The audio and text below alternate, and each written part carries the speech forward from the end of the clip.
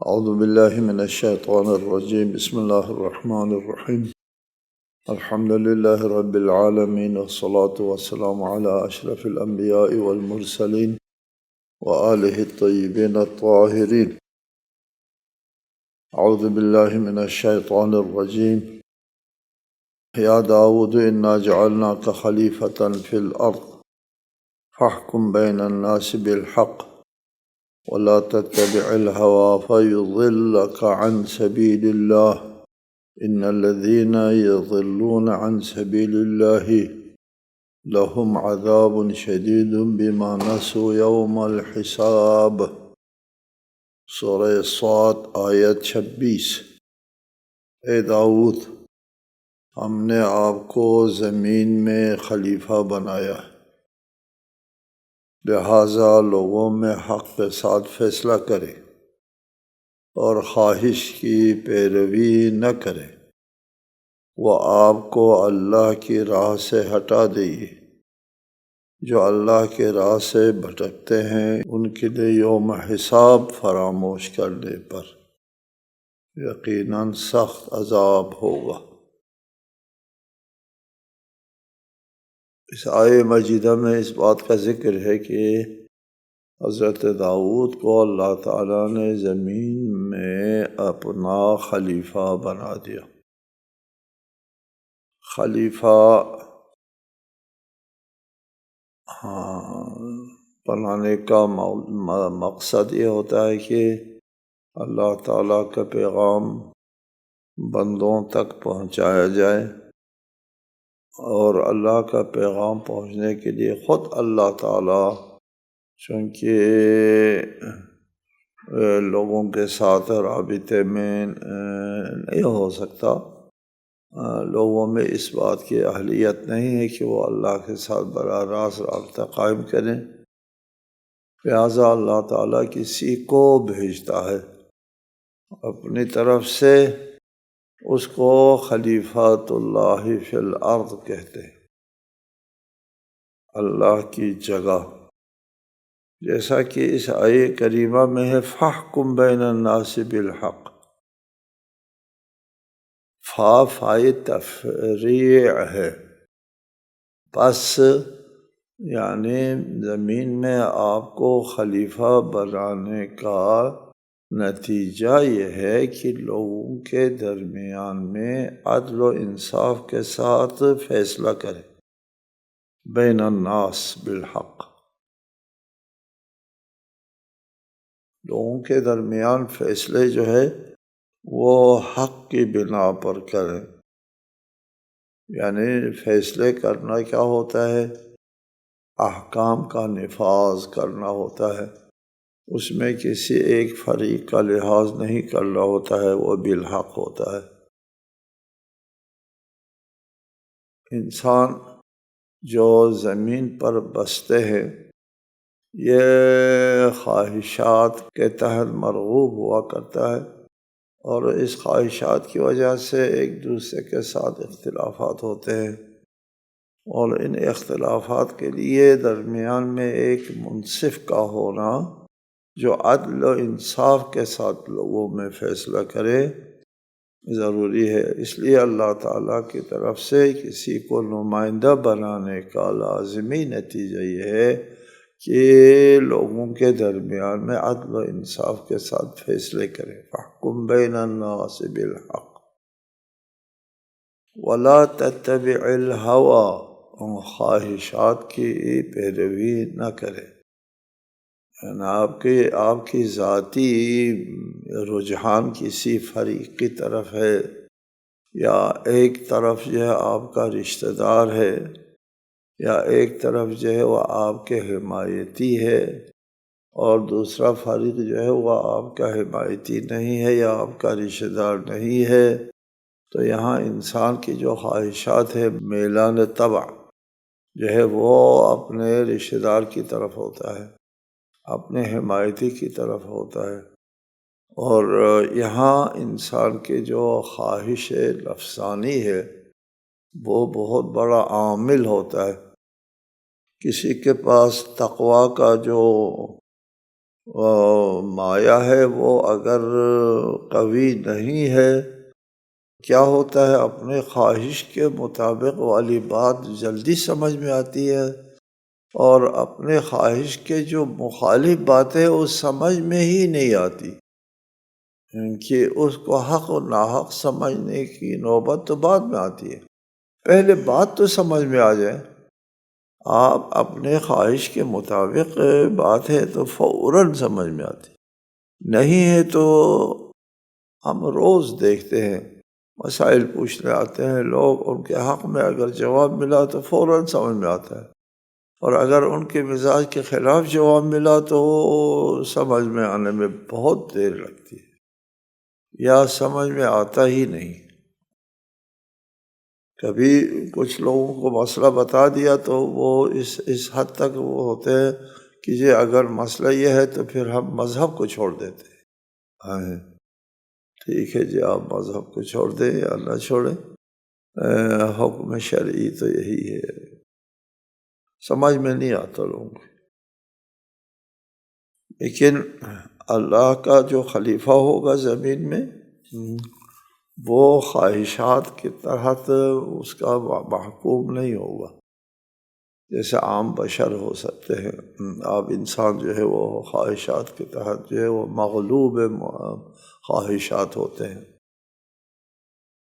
کچھ لوگ کہتے ہیں کہ وَلَا تَتَّبِعِ الْهَوَىٰ، اپنے خواہش کی پیروی نہ کرو۔ اس کا مطلب یہ ہے حضرت داؤد نے جو فیصلہ دیا تھا وہ اپنے خواہش کی پیروی کر کے فیصلہ دیا تھا، اس کی طرف اشارہ ہے کہ جیسے تم نے فیصلہ دیا تھا اپنے خواہش کے مطابق ایسا نہ کرو۔ یہ مطلب لیا بعض لوگوں نے۔ ہمارے نزدیک یہ صحیح نہیں ہے کہ انبیاء جو ہے وہ خواہش کے مالک ہوتے ہیں۔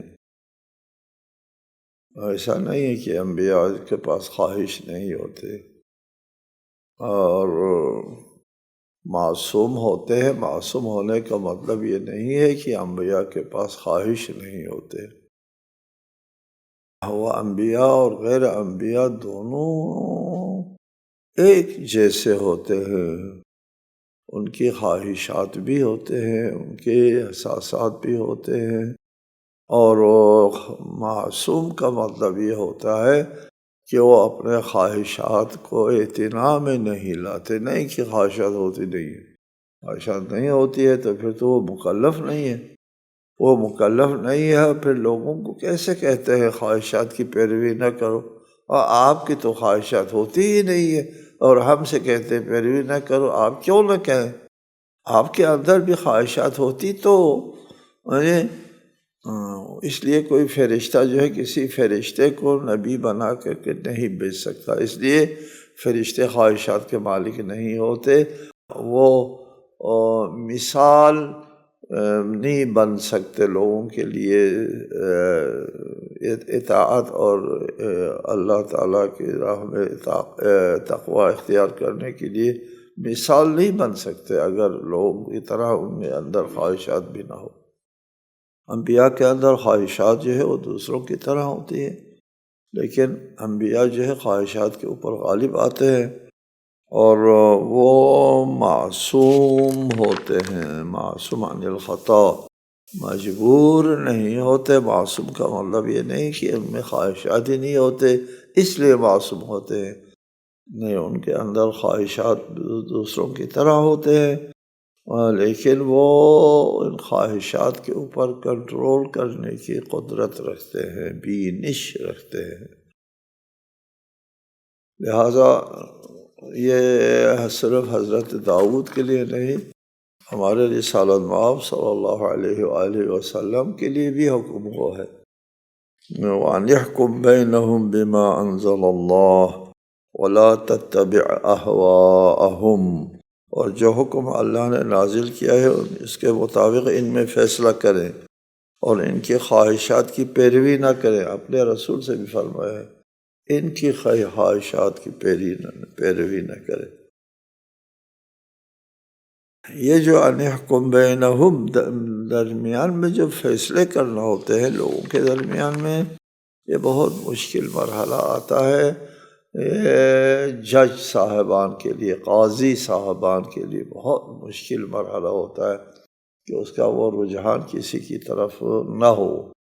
جی، یہاں بہت بڑی طاقت چاہیے ہوتی ہے تقویٰ کی۔ وما خلقنا السماء والأرض وما بينهما باطلا ذلك ظن الذين كفروا فويل للذين كفروا من النار۔ اور ہم نے آسمان اور زمین اور جو کچھ ان کے درمیان ہے ان کو بے مقصد پیدا نہیں کیا، یہ کفار کا گمان ہے، ایسے کافروں کے لیے آتش جہنم کی تباہی ہے۔ ہم نے آسمان اور زمین کو باطلا، بے مقصد پیدا نہیں کیا۔ یہاں پہ ایک اس کائنات کے بارے میں اور اپنی زندگی کے بارے میں انسان کا کیا موقف ہوتا ہے؟ دو بنیادی موقف ہے۔ ایک موقف یہ ہے الحادی موقف اس کائنات کے بارے میں، یہ آسمان اور یہ زمین جو ہے یہ ایسے ہی از خود اتفاقاً وجود میں آ گئے ہیں، یہ طبیعت کا تقاضا تھا، طبیعت کے تقاضا کے مطابق یہ از خود وجود میں آیا ہے۔ ذالک الظن الذین کفروا، کافر لوگوں کا یہ موقف ہے کہ یہ از خود کسی خالق نے کسی مقصد کے تحت نہیں بنایا، ان کے تخلیق کے پیچھے کوئی مقصد، کوئی ہدف، کوئی غایت نہیں ہے، یہ ایسے ہی بیہودہ ہے۔ یہ کائنات وجود میں از خود آیا ہے اور انسان بھی ایسے اتفاقاً وجود میں آیا ہے اور یہاں پر زندگی گزارتا ہے، دکھ سہتا ہے، درد سہتا ہے اور مصیبتیں اٹھاتا ہے اور پھر مر جاتا ہے اور بے مقصد کیڑے کی طرح نابود ہو جاتا ہے۔ کیوں آیا تھا؟ یہ کیوں آیا تھا؟ کوئی ایسے ہی کیوں آیا؟ کچھ نہیں، کس لیے نہیں آیا، کسی لیے نہیں آیا۔ کہاں جانا ہے؟ کہیں بھی نہیں جانا ہے۔ ہاں جی، الحاد اور باطل کافر لوگوں کا نظریہ یہ ہے کہ یہ کائنات بے مقصد ہے، یہ انسان بے مقصد ہے، بے ہدف ہے۔ یہاں انسان جو درد دکھ سہتا ہے وہ بلا وجہ ہے اور بے مقصد کیڑا ہے اور مر جاتا ہے، ختم ہو جاتا ہے۔ ایک الحادی شاعر ہے، عرب مسیحی تھا اصل میں، وہ ملحد بن گیا، اس نے الحادی شعر کہا ہے۔ وہ اس کائنات کو ایک دریا کے ساتھ تشبیہ کر دیتا ہے اور بہت ادب ہے اس کے شعر میں، عربی میں ہے۔ وہ پوچھتا ہے اس دریا سے، او دریا تو کہاں سے آیا، تو نے کہاں جانا ہے، تیرے موجوں میں جو تلاطم ہے اس کا کیا مقصد ہوتا ہے، بے مقصد اچھلتے ہو، کودتے ہو اور جاتے ہو بے مقصد، کیا ہے؟ ضحکت امواجہ منی وقالت لست ادری، موجوں نے تبسم سے کیا اور کہا ہم کچھ نہیں جانتے، کیا ہے، ہم کہاں جا رہے ہیں، کہاں سے آ رہے ہیں۔ الحادی موقف کے تحت یہ انسان ایک بے مقصد کیڑا ہے۔ ذالک ظن الذین کفروا، بے مقصد کیڑا ہے۔ جبکہ الہی نظریات کے حامل لوگ جو ہے اس ہر سوال کا جواب رکھتے ہیں۔ تو کہاں سے یہ آسمان و زمین کیسے کیوں پیدا ہوا، یہ انسان کیوں پیدا ہوا، ان کے پیدا کرنے کے پیچھے کیا مقصد ہے، کیا ہدف ہے، اور کہاں سے آیا، کہاں جانا ہے، یہ جو زندگی میں اونچ نیچ ہے اس میں کیا فلسفہ ہے؟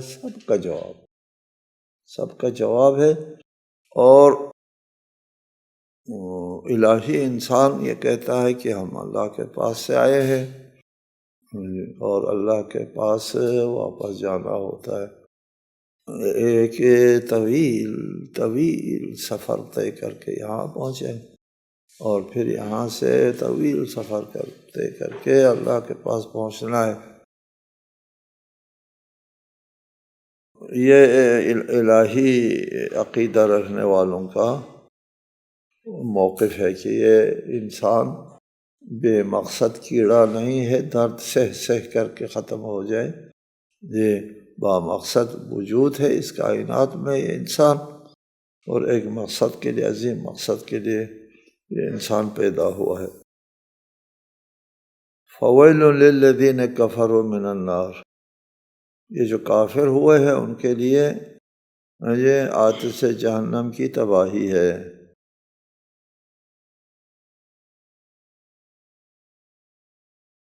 ام نجعل الذین آمنوا وعملوا الصالحات کالمفسدین فی الارض ام نجعل المتقین کالفجار، کیا ہم ایمان لانے والے اور اعمال صالح بجا لانے والوں کو زمین میں فساد پھیلانے والوں کی طرح قرار دیں، یا اہل تقوی کو بدکاروں کی طرح قرار دیں؟ ناممکن، ایسا بھی نہیں ہو سکتا۔ پہلی آیت میں اس کائنات کی مقصدیت اور دوسری آیت میں اس مقصدیت کے تحت اللہ تعالیٰ نے جب اس انسان کو، اس کائنات کو ایک مقصد کے تحت خلق کیا ہے تو اس مقصد کے تحت جو ہے لوگ برابر نہیں ہوتے۔ ایمان والے اور عمل صالح بجا لانے والے مفسدین کی طرح نہیں ہوتے، اور نہ متقین جو ہے وہ فاجروں کی طرح ہے، برابر نہیں ہوتے، ہر ایک کا الگ الگ حساب ہوا۔ یہ دونوں برابر نہیں ہو سکتے۔ ایک عقلی فیصلہ ہے کہ مجرم اور متقی برابر نہیں ہو سکتے، ٹھیک ہے، اور مومن اور مفسد برابر نہیں ہو سکتا۔ یہ ایک عقلی فیصلہ ہے، اس کو اولیات عقلیہ کہتے ہیں۔ یہ قبیح ہے، یہ فیصلہ، یہ برابر ہو جائے قبیح ہے۔ اللہ کے ہاں ان دونوں کا برابر ہونا جو ہے وہ قبیح عمل ہے، ایسا ہو نہیں سکتا۔ ہمارے علم کلام میں ایک بحث ہے، بہت دلچسپ اور فکری بحث ہے، یہ حسن و قبح عقلی، حسن و قبح عقلی ہے یا نہیں ہے، یہ ایک مسئلہ ہے۔ ایک چیز اچھی ہے بذات خود اور ایک چیز بری ہے بذات خود، شریعت سے ہٹ کر، شریعت جو ہے اس سے ہٹ کر یہ بذات خود برا ہے، اور یہ شریعت سے ہٹ کر یہ بذات خود اچھا ہے، حسن رکھتا ہے۔ ایسا ہے یا نہیں ہے؟ ہمارا موقف یہ ہے ایسا ہے، حسن قبح عقلی ہے، شریعت سے ہٹ کر ایک چیز میں ذاتی طور پر حسن ہے اور ایک چیز میں ذاتی طور پر قبح ہے، ہم اس کے قائل ہیں۔ ہم کہتے ہیں کہ ظلم اسی کے ساتھ زیادتی کرنا بذات خود قبیح ہے، بذات خود، اور انصاف، عدل و انصاف کرنا بذات خود حسن ہے، بہتر چیز ہے بذات خود۔ ظلم بری چیز ہے اور عدل جو ہے وہ اچھی چیز ہے۔ شریعت سے ہٹ کر ظلم بری چیز ہے۔ اور شریعت سے ہٹ کر عدل و انصاف اچھی چیز ہے، ہم اس کے قائل ہیں۔ ہم اس چیز کے قائل ہے کہ اللہ تعالیٰ جو ہے وہ قبیح چیز کا ارتکاب نہیں کر سکتا۔ جو چیز قبیح ہے اس کا اللہ ارتکاب نہیں کرے گا، اللہ عادل۔ جو چیز حسن ہے اللہ تعالیٰ اس کو انجام دے گا۔ ہمارے مقابلے میں جو نظریہ ہے اس نظریے کا یہ کہنا ہوتا ہے نہیں، ما حسن الشارع فهو حسن وما قبح الشارع فهو قبیح۔ شریعت سے ہٹ کر بذات خود نہ حسن ہے نہ قبح ہے، کچھ نہیں ہے۔ حسن قبح عقلی نہیں ہے، شرعی ہے۔ ہم کہتے ہیں حسن قبح عقلی ہے، اپنی جگہ بذات خود حسن ہے اور قبح ہے، جیسے ظلم و عدل کے مثال۔ یہاں پر یہ ایمان والے اور مفسدین والے برابر ہونا یہ قبیح ہے، عقلاً قبیح ہے، اور متقین اور فجار کا برابر ہونا عقلاً قبیح ہے۔ جی ایسا نہیں ہو سکتا، خدا قبیح چیز کا ارتکاب نہیں کر سکتا۔ ٹھیک ہے، یہ بذات خود قبیح ہے، یہ شریعت سے ہٹ کے۔ چنانچہ جو لوگ شریعت کو نہیں مانتے ان کے نزدیک بھی ظلم قبیح ہے، جو لوگ شریعت کو نہیں قبول کرتے ان کے نزدیک بھی عدل و انصاف اچھی چیز ہے۔ وہ شارع کے تابع نہیں ہے، یہ عقل انسانی کے تابع ہے۔ یہ حسن قبح ہے عقلی جو ہے وہ ہم اس کے قائل ہیں۔ اس آیہ مجیدہ میں فرمایا کہ یہ دونوں برابر نہیں ہو سکتے، یہ عقلی بات ہے، نہیں ہو سکتے دونوں۔ اللہ تعالیٰ اس کا ارتکاب نہیں کر سکتا، قبیح عمل کا ارتکاب نہیں کر سکتا۔ ہم کہتے ہیں اللہ عادل ہے۔ جی ہمارے مقابلے میں جو نظریہ ہے ان کا کہنا ہے کہ کوئی عمل جو ہے وہ اللہ تعالیٰ سے ہٹ کے قبیح ہوتا ہی نہیں ہے۔ یہ اللہ جو کرے گا وہ قبیح نہیں ہوگا، حسن ہوگا۔ لہٰذا خدا عادل ہے کا مطلب جو ہے وہ کوئی مطلب نہیں رکھتا۔ خدا ظالم کب ہو سکتا ہے؟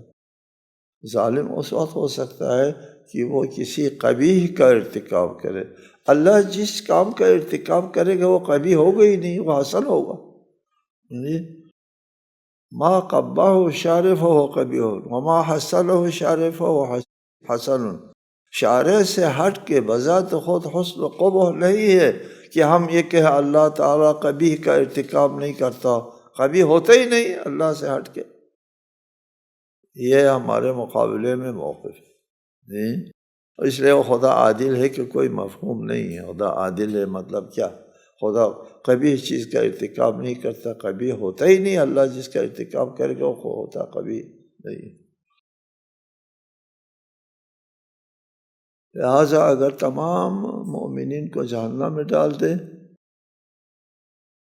اور سب کافروں کو جنت میں ڈال دے، قبیح نہیں ہے۔ یہ اللہ جو کرے گا وہ ما حسن و شارف و حسن، وہ قبیح نہیں ہوگا۔ لیکن کہتے ہیں خدا ایسا نہیں کرے گا۔ کیوں نہیں کرے گا؟ بس اللہ کی عادت ایسی نہیں ہے۔ اچھا جی ٹھیک ہے جی، اللہ کی عادت جو ہے وہ بہرحال یہ ایک بحث ہے اپنی جگہ۔ جی اس آیہ مجیدہ کے بارے میں اب روایات کی طرف ہم جاتے ہیں۔ روایات میں آیا ہے کہ ابن عساکر نے اپنی تاریخ میں اور روح المعانی وہ مستند تفسیر ہے اہل سنت کی،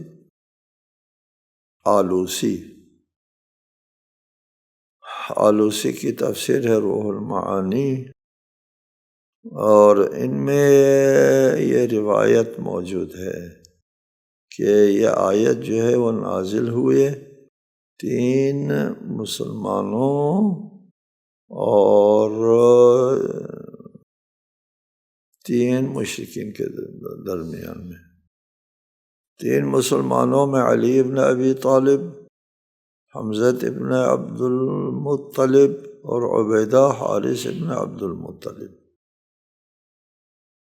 یہ المتقین کا مصداق، جنہوں نے بدر میں جنگ لڑی، ان تینوں نے۔ علی علیہ السلام نے ولید کو قتل کیا، حمزہ نے عتبہ کو قتل کیا اور عبیدہ نے شیبہ کو قتل کیا۔ اور اس آیت میں سلسلے میں یہ آیت نازل ہوئی کہ یہ 2 برابر نہیں ہو سکتے۔ کتاب انزلناہ الیک مبارک لیدبروا آیاتہ ولیتذکر اولو الالباب۔ یہ ایک ایسی بابرکت کتاب ہے جو ہم نے آپ کی طرف نازل کی ہے تاکہ لوگ اس کی آیات میں تدبر کریں اور صاحبان عقل اس سے نصیحت حاصل کریں۔ قرآن مجید کا ذکر ہے کہ کتاب، یہ ایک ایسی کتاب ہے، انزلناہ الیکا، رسالۃ مآب صلی اللہ علیہ وآلہ وسلم سے خطاب ہے، ہم نے آپ کے اوپر نازل کیا ہے، مبارکن، یہ کتاب، یہ قرآن بابرکت ہے، قرآن بابرکت ہے۔ قرآن کی وجہ سے انسان سن بلوغت کو پہنچتا ہے، قرآن کی وجہ سے تہذیب آتی ہے، تمدن آتا ہے، اور انسان جو ہے وہ وحشیت سے نکل کر تمدن میں قدم رکھتا ہے۔ جی، آپ اس کو اچھی طرح شاید نہ سمجھ سکے، آئندہ اس بارے میں ہم تھوڑی سی تفصیل بیان کریں گے انشاءاللہ۔ والسلام علیکم ورحمۃ اللہ وبرکاتہ۔